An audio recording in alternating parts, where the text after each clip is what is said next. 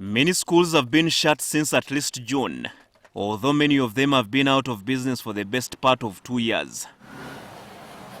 Private school owners have severally asked for a bailout from government.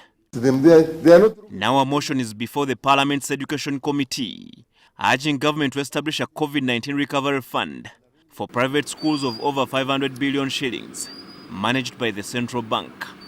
The movers, led by Kyankwanzi District Woman MP, Bukenya Ssendawula, want this money to be lent out to private schools before schools reopening in January at a lower interest rate compared to commercial banks.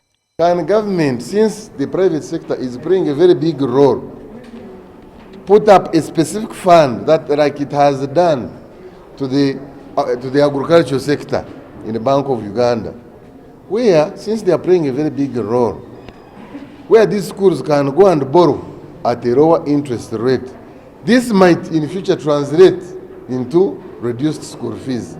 I'm not saying that the government pays the loans for private schools, but I want them to pay the loans when in their flexible period of time.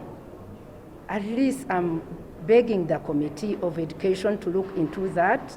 These private schools have helped us as a government.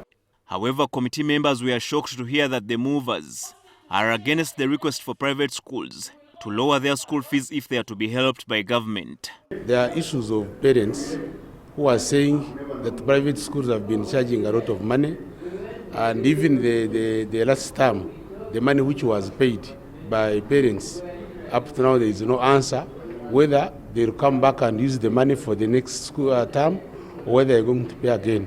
So that one must come out clearly. Private schools charge little money, because for us in private schools we meet 100% expenses. Government schools, for example, the charge is 2 million per student, and the government picks all its bills, pays the teachers, electricity, library, books, laboratory, everything. And again, it charges school fees. What is that school fees for? When you go to the government schools, secondary schools, you can find them charging in millions. Moreover, the government assists them in most of the things. The teachers are paid, bills are paid. Why do they charge those still parents in millions? Before the COVID-19 hit Uganda, the country had close to 20,000 private schools.